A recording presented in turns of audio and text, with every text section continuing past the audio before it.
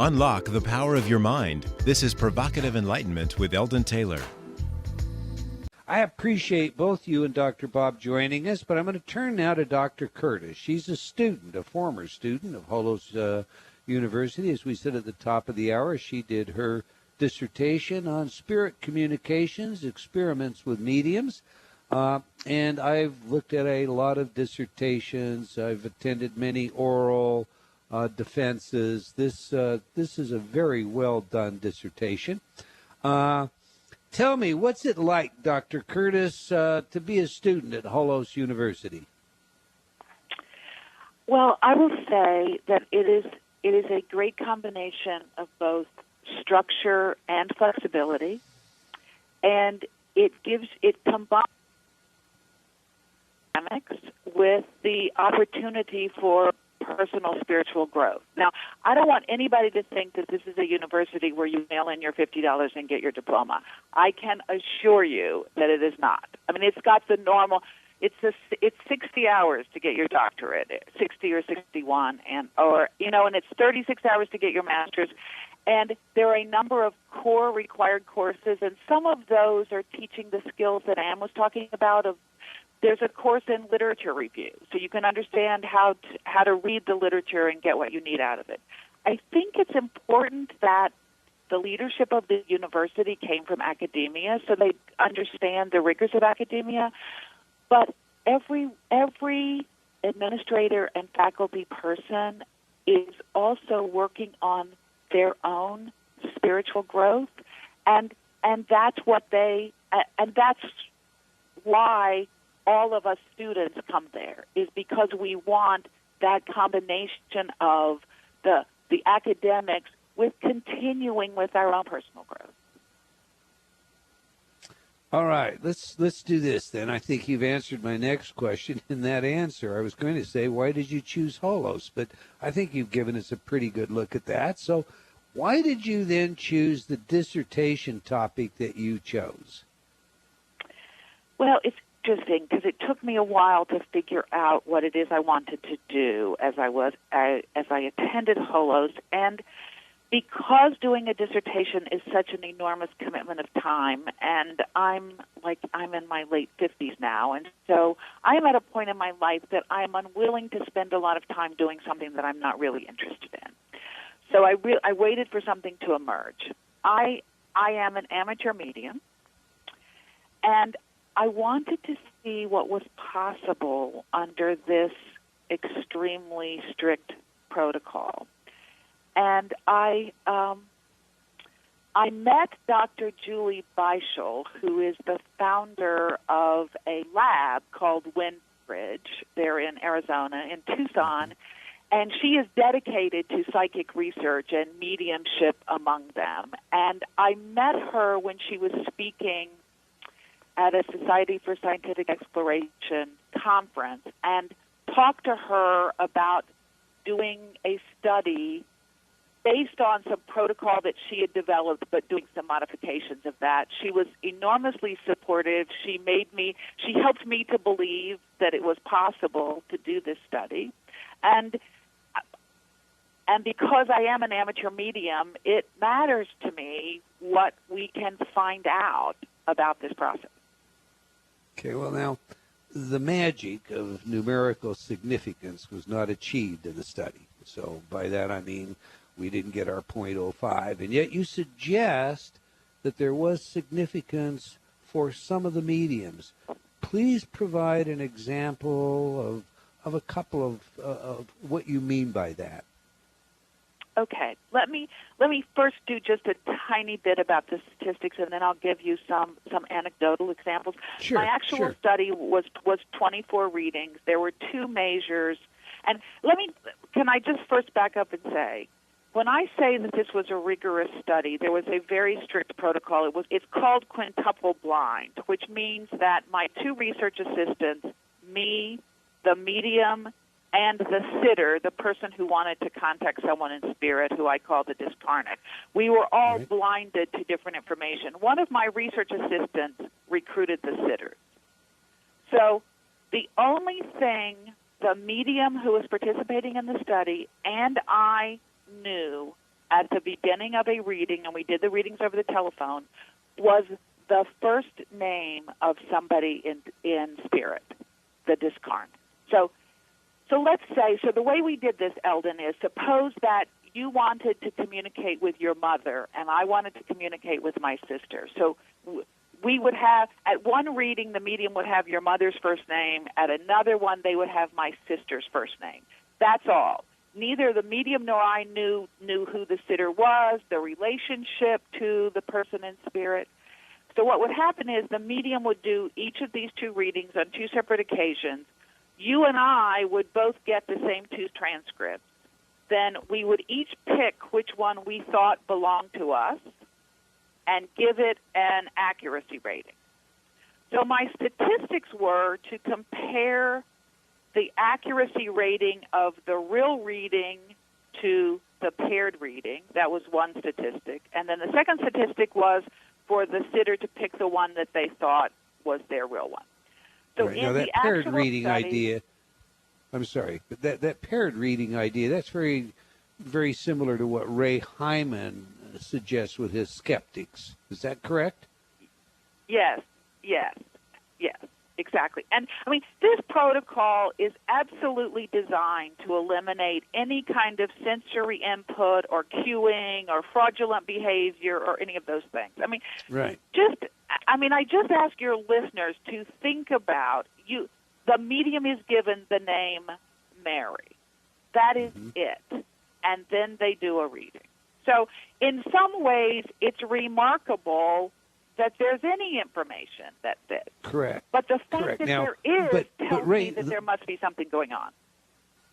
But the reason I brought out Ray Hyman at this point was to point out that not only is this a rigorous design, but it follows to some characteristics even more stringently designed than, say, those skeptics like Professor Ray Hyman, who argue that mediums are making cold readings or they're making us up, et cetera, and so forth. So you've actually taken a protocol that Hyman would say no one could pass, and you have made it stricter, and that's what you've put in front of these mediums. Is that correct? Do I have that right? You have that exactly correct. All right. Now, please, I didn't mean to interrupt you. I just want our audience to know how rigorous is. Yes. So, and none of the mediums had ever done a protocol this rigorous. So, in my actual study, I did 24 readings. So neither of those measures, the comparison of the accuracy or picking the readings, were statistically significant. They were both better than chance, but not statistically significant. Now, interestingly, one of the people did the worst. So what I did is I then went and ran the statistics on the readings from the top 5 of the 6 mediums, and both of the measures were significant. Now, you can argue and say, well, if you pick the top 5 in anything, the measures might be significant. But, yes, that's true. But remember the strict protocol. The other thing I did is I did a pilot study where I tested 11 mediums to see if they could work under this very stringent protocol. There were 4 of them that could not. I selected 7 to continue in the actual study. If I went and score the readings from the pilot study, one of the measures was statistically significant in that whole group, and one of the measures just missed. If one more person had picked their reading, that one would have been significant. So while the statistics didn't come out, did not prove my hypothesis, I think it does indicate that some mediums, at least some of the time, can obtain accurate, specific information. Now, can I just give you a couple of examples of anecdotal evidence? Please do, but let me add this in. I think your conclusion is more than justified, and if anyone out there has looked into this subject, maybe even read some of the research of Dr. Schwartz out of Arizona, what you have done is substantially a step a step ahead of any of the data that I've seen in this area. So I think bottom line is, if you have 11 readers and 4 of those readers are statistically significant, if I were in your shoes, I would be doing a follow-up study on just those 4 readers. Because what you've managed to do is to pre-qualify abilities in a very statistically rigorous, meaningful way. Now, I'm sorry, you continue with your examples. Well, let me say that that's one of the things that I would love to do. And I've actually been working at my paid job, and so haven't been doing as much of this, but I want to get back to that. Great postdoc, though. So let me just give you an example. So in one of the so what we did after we compiled all the statistics, some of the sitters came back and commented on their reading, and so I have some of those as anecdotal evidence. So in one reading, the information that came through to the medium, the discarnate described the scene in the hospital when she was dying. And she talked about issues with an IV and something that went wrong with a missed injection. And she was showing like the top left side of her body that there was deterioration and there was something wrong with that. She told us that she was about 35 years old when she died, and she went into a very specific hospital scene. It was night, it was dark, it was quiet. Her sister was with her, sitting in a chair at the end of the bed with her feet propped on the bed. So that's a very specific scene.